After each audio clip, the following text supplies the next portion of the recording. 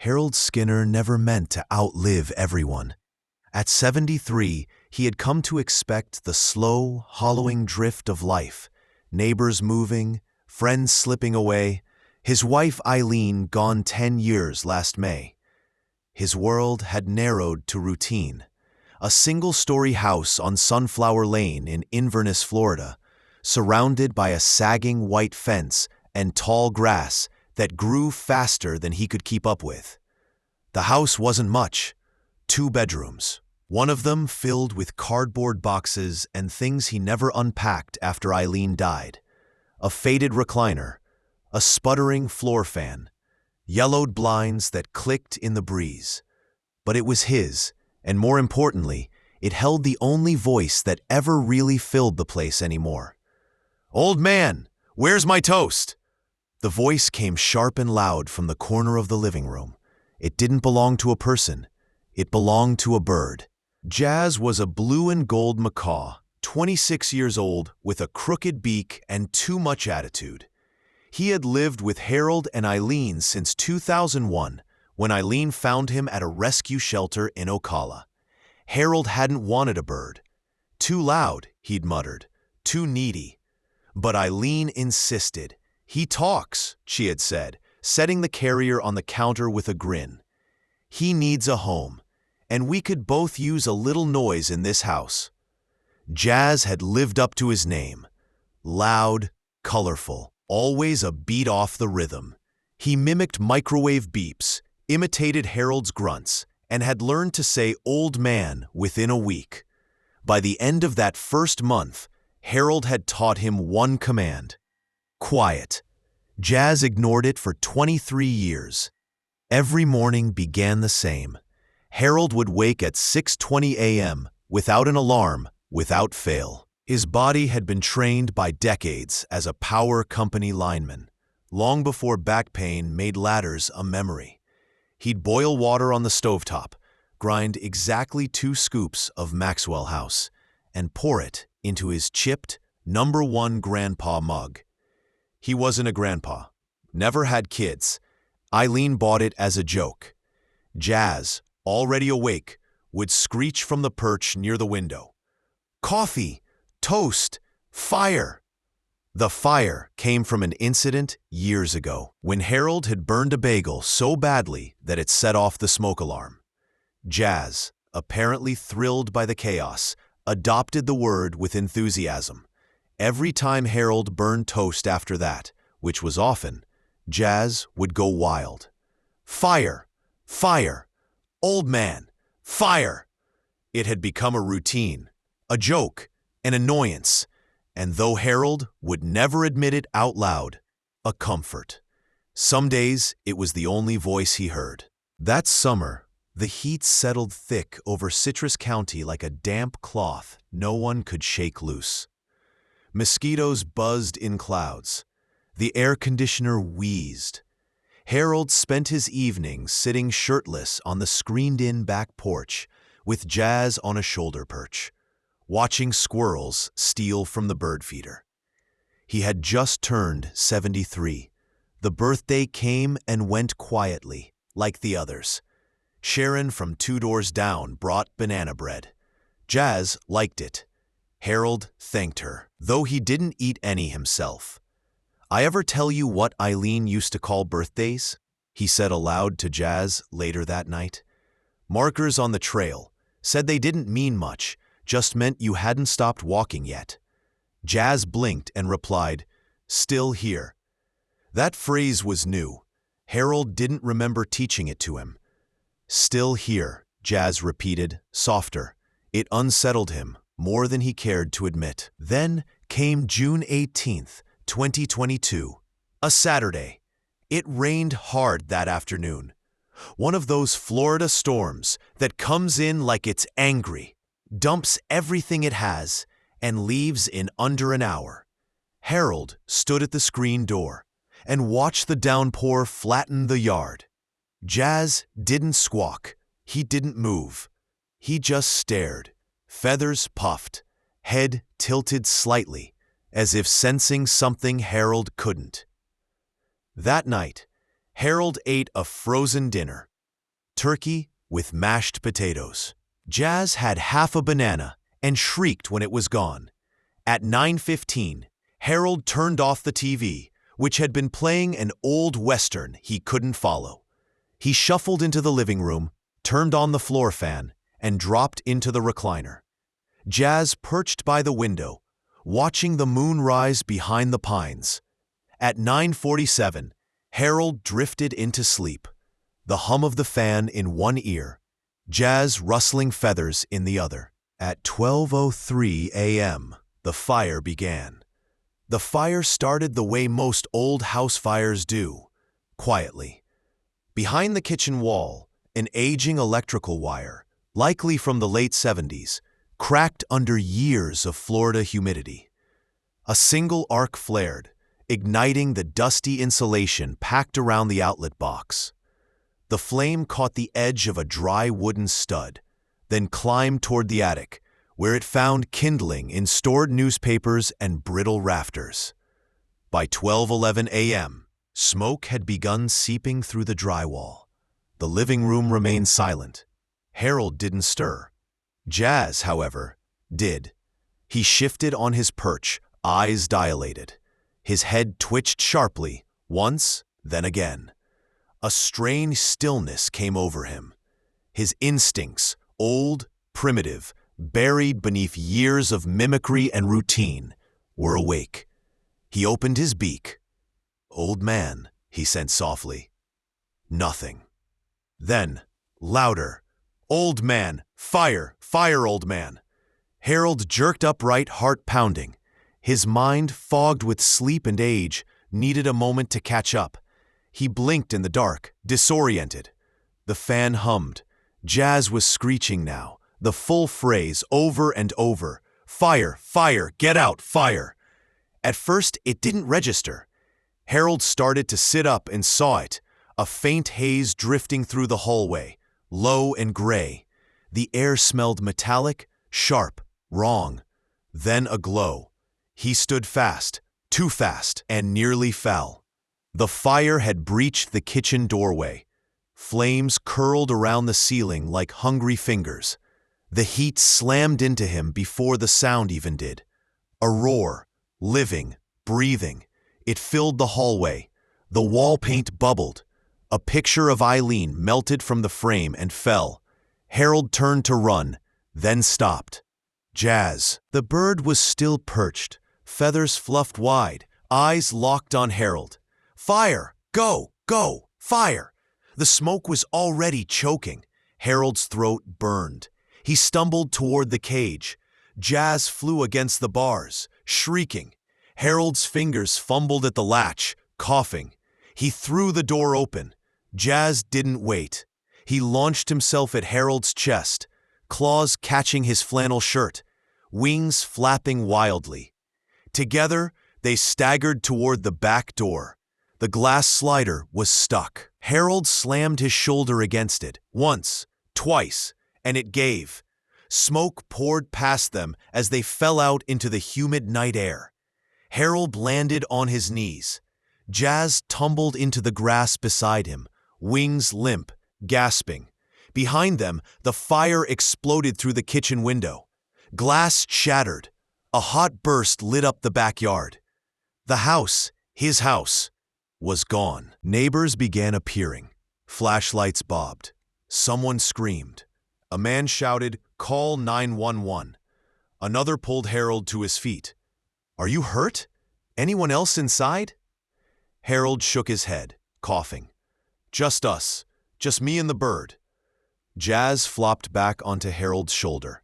His eyes were half-lidded, singed feathers curling at the edges. And then, as if to remind everyone what had happened, he croaked, "Fire! Old man! Fire!" The man holding Harold stepped back. Did he just... "Yes," Harold rasped. "Yes, he did." The firefighters came fast, 6 minutes after the first 911 call. But the blaze had spread through the attic. The structure was lost. Harold stood barefoot on the curb in Sharon's robe, watching the roof collapse inward. Jazz sat beside him on the tailgate of a pickup, wrapped in a towel, blinking slowly. He didn't speak again that night. Neither did Harold. Only the crackle of flames spoke, and the sound of water pounding into burning wood. The sun rose over ashes. The house was gone. Nothing left but foundation and blackened debris. Fire officials later confirmed what Harold suspected: faulty wiring, old construction, bad luck. But they all said the same thing, again and again: if your bird hadn't woken you up. And Harold would nod, over and over. "He saved me," he'd whisper. "That bird saved me." Jazz slept for most of the next 2 days. His voice was hoarse. He ate little. A vet in Crystal River checked him over. Minor smoke inhalation, a few burned feathers, but otherwise healthy. "You're lucky," she said. And not just because of him. Harold just nodded. He didn't say what he was really thinking: that Jazz hadn't just saved his life. He had saved something Harold thought was long gone, the will to keep living it. The days after the fire moved slowly, like Harold himself, who now walked with a slight limp he hadn't noticed before. He stayed with Sharon McAdams, the neighbor who had known Eileen since their church choir days.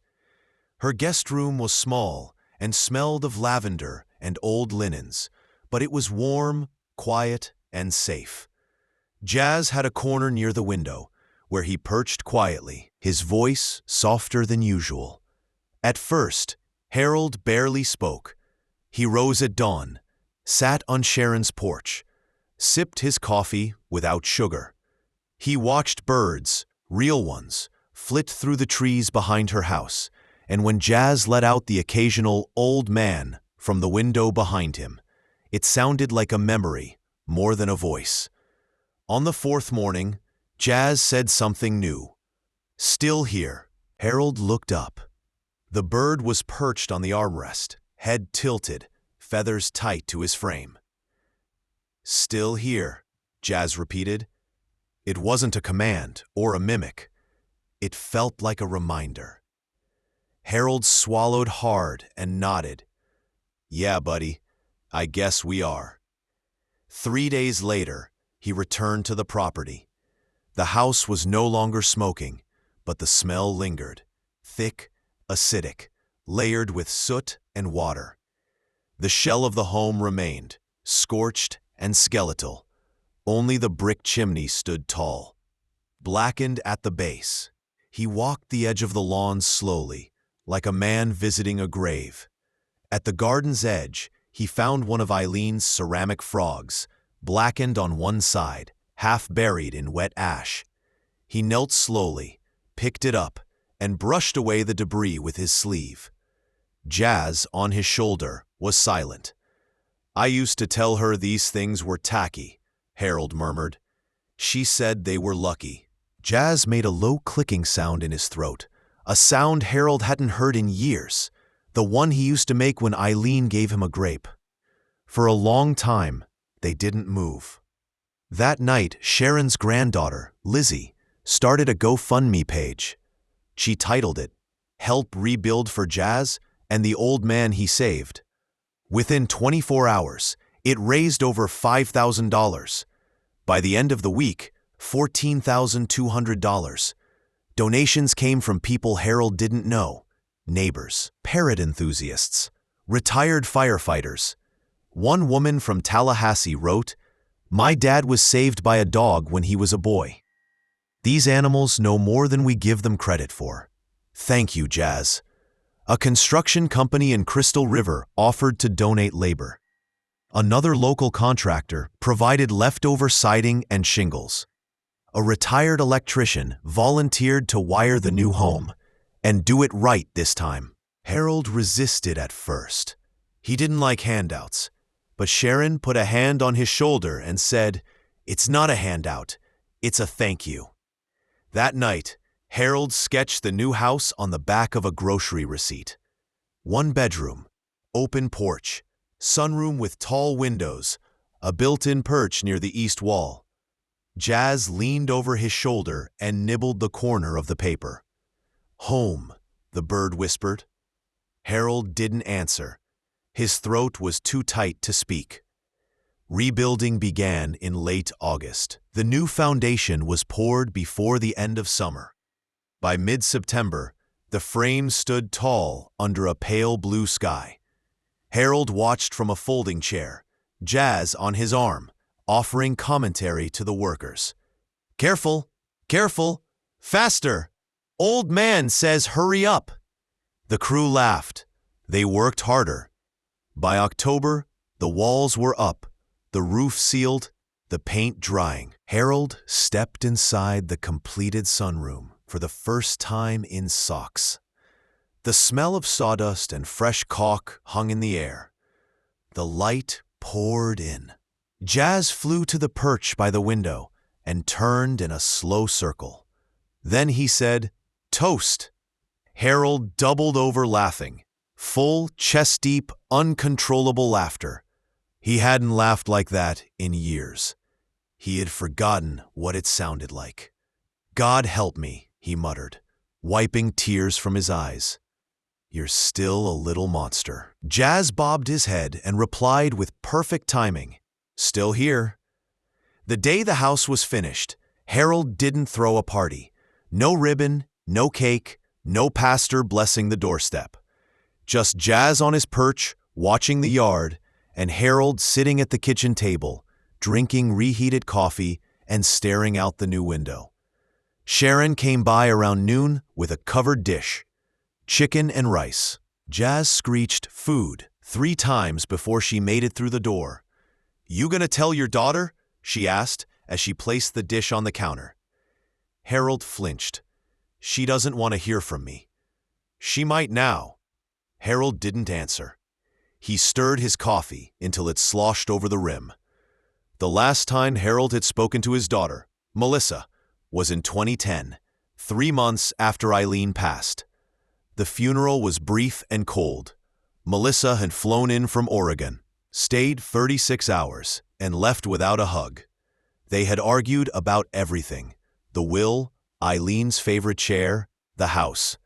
But really, they argued because neither knew how to grieve. Melissa blamed him for being distant. Harold blamed her for leaving home at 19 and never coming back. They hadn't spoken since. He'd seen photos online once. 2 kids, a golden retriever, a husband who smiled in every picture. She looked like Eileen. Same jawline, same way of squinting at sunlight. But Harold had never met his grandchildren. Now, he sat in a new house, alive because of a bird, surrounded by things strangers had helped him build, and wondered if too much time had passed. That night, he wrote a letter. No email, no phone, just a pen, paper, and his old uneven handwriting. "Melissa, I don't expect a response. I just wanted you to know I'm alive. There was a fire in June. The house is gone, but I'm still standing. So's the bird. Remember Jazz? He saved me. No joke, woke me up. I wouldn't be here if it weren't for him. Anyway, I built the place back. Or people did. Kind ones. I'm not as strong as I was when I built the first one for your mom, but I'm still here. Just thought maybe you should know. Dad." He folded it carefully and added his return address. Jazz watched the whole time in silence. When Harold stood to walk to the mailbox, the bird whispered, "Still here." Harold stopped, then nodded. "Yeah, let's see if anyone else is." 3 weeks passed. Then, on a Thursday afternoon, a beige envelope appeared in the mailbox. Oregon postmark, neat handwriting. Inside, a photo. 2 kids, a girl, maybe 10, a boy, a few years younger, both with Harold's eyes. No letter, just 1 line scribbled on the back. "They want to meet the bird." Harold sat on the porch for a long time, holding the photo. Jazz rested beside him, and for the first time in over a decade, Harold let himself hope. Melissa and the kids flew in 2 weeks before Christmas. They stayed in a motel, just in case. Melissa was cautious, but not cold. The kids were wide-eyed, curious, and completely fascinated by Jazz, who performed like a seasoned entertainer. "Fire, old man, toast! Go Gators! Still here!" Harold didn't know how to speak to children, but when the little boy climbed into his lap and asked, "Did the bird really save you?" Harold found himself telling the story without pause, without fear. He left nothing out. Not the smoke, not the panic, not the moment he almost forgot to save Jazz. And when he was done, the girl reached over and held his hand. "That's brave," she whispered. Harold looked away, tears building. "Not me," he said. "Him." Jazz puffed his feathers and let out a proud whistle. That Christmas, Harold's fridge was full for the first time in years. Melissa cooked. The kids decorated the porch railing with plastic garland. Jazz got a new cage, shiny, tall, absurdly expensive. And Harold, for the first time in a long time, felt something that tasted almost like peace. The story of Jazz and the fire had already made rounds in local newspapers by the time Melissa and the kids visited. But one afternoon in January, a reporter from a Tampa Bay news station arrived unannounced. She'd heard about the talking parrot who saved a man from a house fire and wanted to do a segment. Harold resisted. "I'm not a hero," he said, "and he's just a bird." The reporter smiled. That's exactly why people need to hear it. Jazz, of course, loved the attention. He strutted on camera, puffed his chest, and shouted his greatest hits. "Old man, fire, fire, still here." The segment aired that Sunday night, 4 minutes long, set to soft piano music. Shots of the rebuilt house, Harold sitting with Jazz on the porch, footage of the charred remains of the old structure. At the end, the anchor said, "Sometimes it's not the loudest or the strongest who saves us. Sometimes it's just the one who knows when to speak." The response was instant. Letters, emails, donations, messages from strangers who'd lost pets, survived disasters, or simply wanted to say thank you. One woman wrote, "My husband died in a house fire. If someone, anyone, had yelled in time, 'Your bird is more than a hero. He's a miracle.'" Harold read that letter 3 times. Jazz sat on the kitchen counter, nibbling a peanut. "You hear that?" Harold said. "Miracle." Jazz squawked, "Toast." Harold chuckled. Close enough. A week later, Harold received a call from the local elementary school. A 3rd-grade teacher had seen the news. Her students were learning about animals with special abilities. Dogs, dolphins, search and rescue teams. She asked if Harold and Jazz might visit the class. Harold hesitated.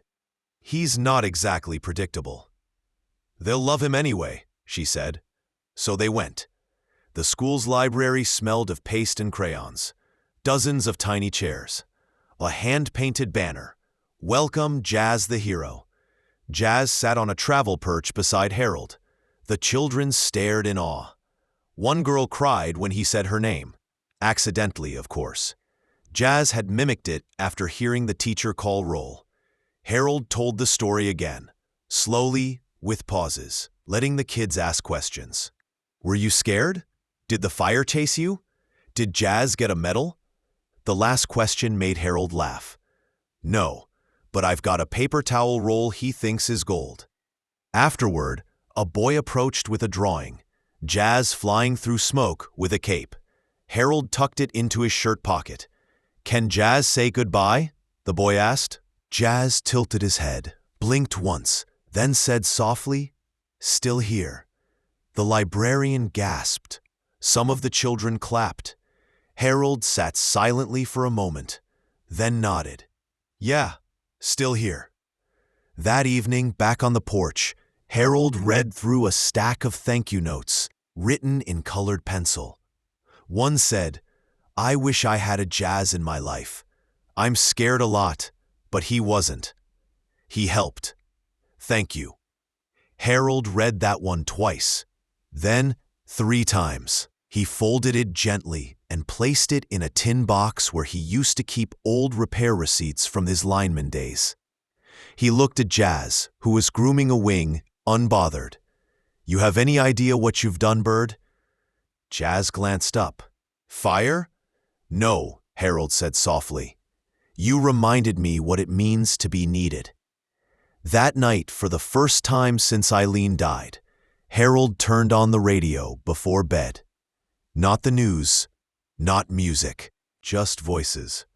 Quiet, steady, a reminder of life happening out there, somewhere. Jazz perched near the window, silhouetted against the moonlight. When Harold turned out the light, Jazz said again, gently like a benediction, Still here. Harold closed his eyes and smiled in the dark. Yeah, buddy, he whispered. Still here. June 18th, 2023, came in quietly. No storm, no wind, just thick summer air and the chirp of insects rising early in Citrus County. Harold awoke before sunrise, as he always did. Jazz was already rustling on the perch near the window, feathers fluffed, head tilted, watching the light change. Harold didn't say anything at first. He poured coffee, sat on the porch, listened to the silence. A year ago, almost to the hour, that silence had been shattered by fire, and by a voice that knew when to break it. He still remembered the heat, the flash, the scent of burning drywall.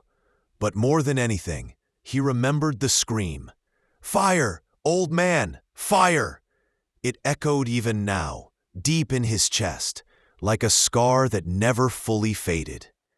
At 8:12 a.m., Harold placed a single folding chair at the edge of the rebuilt garden, the same corner where he had found Eileen's ceramic frog, burned but still whole. He set Jazz beside him, no cage, just the perch, and placed an old photo of the original house on his lap. Next to it, he held a printed copy of the Citrus Chronicle front page. Parrot saves man from blaze. I don't want speeches, he murmured, but I do want to remember. Jazz said nothing, just blinked slowly, as if understanding. They sat in silence for a while, watching the bees move between flowers. Jazz picked at the wood of his perch. Then Harold spoke again. I think I wasn't ready to go, he said. And maybe you weren't ready to let me. Jazz fluffed, let out a low whistle. I was sleepwalking through everything. After your mother died, I didn't know how to live with the quiet. He looked down at the photo of the house, the original one, the one they built together in 1982, the one he had once painted light green, because Eileen said it looked like spring. I didn't know what to do with the rest of my time. Harold continued. But then that night you screamed, and I woke up. Jazz hopped closer and leaned against Harold's shoulder. Harold chuckled. Still bossy. Jazz whispered. Still here. Harold's throat tightened, not from smoke, not from age, from gratitude. At 10:06 a.m., Melissa and the kids arrived. They didn't come with balloons or gifts, just a basket of homemade biscuits and 3 folding chairs. They sat beside Harold without saying much. The boy offered Jazz a peanut. The girl held Harold's hand. At 10:22, they held a quiet moment. No timer, no prayer, just stillness. It was the first time Harold had felt full silence without fear. Later that afternoon, Melissa gave him a small box. Inside was a plaque, brushed metal, simple. It read, Jazz, for sounding the alarm when the world went silent. Citrus County, Florida, June 18th, 2022. Harold ran his thumb across the engraved letters. He cleared his throat. Where'd you get this? The school, Melissa said. The 3rd graders pooled their allowance. Harold couldn't speak. Instead, he nodded, took the plaque inside, mounted it by the front door. That night, long after Melissa and the kids had gone, Harold sat on the porch alone, Jazz beside him, crickets chirping in steady rhythm. He didn't feel young. He didn't feel new, but he did feel present. And for a man who'd once felt like he'd already left the world behind, that was everything. Jazz shifted closer and murmured, "Still here." Harold smiled into the dark. "So am I." Summer slipped into fall, and life settled into a new kind of normal. Harold's days were quiet, but no longer empty. Melissa called every Sunday. The grandkids sent postcards from Oregon, crayon-drawn pictures of parrots and palm trees. Harold kept everyone pinned to the fridge with mismatched magnets. Jazz remained the king of the household. He had a perch in every room. He'd taken to shouting mail when the postman arrived, and "you forgot something" whenever Harold left the kettle on. Every now and then, he still said fire, but it came softer now, almost like a question. One morning, Jazz stared out the kitchen window and said something Harold hadn't heard before. "Safe." Harold turned from the counter. "What was that?" Jazz blinked. "Safe? Old man safe." Harold smiled. "Yeah, I am." In October, a high school senior named Erin visited to film a documentary for a scholarship competition. Her topic, unlikely heroes. She sat with Harold on the porch, a microphone clipped to his shirt. Jazz watched from his perch, unimpressed. "Do you remember the exact moment you knew he'd saved you?" she asked. Harold nodded slowly. "It wasn't the yelling," he said. "That woke me up, sure, but it wasn't just that." He paused, looked at Jazz. "It was when I realized I almost ran out and left him, and he didn't let me. He screamed so loud, it snapped me back to who I was, someone who doesn't leave people behind." He shifted in his chair. "I think he remembered who I used to be better than I did." Jazz bobbed once and muttered, "Still here." Erin teared up behind the camera. The documentary won first place. Then it aired on local PBS. Then someone posted it online. By Thanksgiving, the video had over 3 million views. People from as far as Germany and Japan sent messages. Some said they cried. Others asked how to adopt rescue birds. A firehouse in New Hampshire named their new Dalmatian Jazz. Harold answered every message he could. He didn't seek fame, but if his story helped someone pause before tossing away a pet, or listen more closely to the small things around them, then maybe it was worth telling. On Christmas Eve, Melissa and the kids arrived with a surprise. A wooden sign for the porch. Hand-carved, burned letters. "Here lives a bird who saved a man and reminded him to live again." Harold didn't cry. He just stood and hung it beside the door, next to the metal plaque from the school. That night, the family sat in the living room. Lights low, fireplace crackling, Jazz perched by the tree, watching blinking ornaments with mild suspicion. The kids begged for the story again, and Harold told it. One more time, slowly, gently, with the pauses and turns just right. When he got to the moment Jazz shouted "Fire," the boy gasped. "You weren't scared?" Harold smiled. "I was, but not anymore." The girl asked, "What happened after?" Harold leaned forward, voice quiet. "After?" He looked at Jazz. "We lived." Epilogue.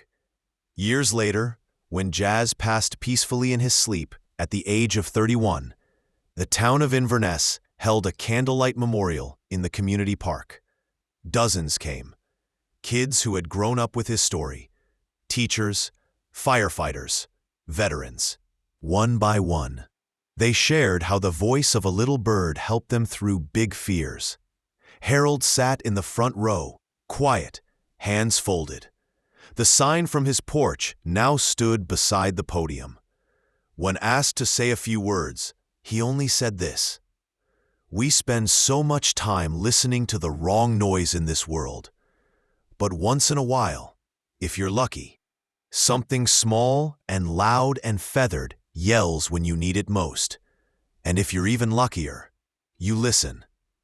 Moral: sometimes the hero isn't the one who runs into danger. It's the one who refuses to let you sleep through it. And sometimes the loudest truth comes from the smallest voice. If this story moved you, please like, comment, and subscribe. Share this story with someone who might need a reminder that even in the quietest moments, someone is still here.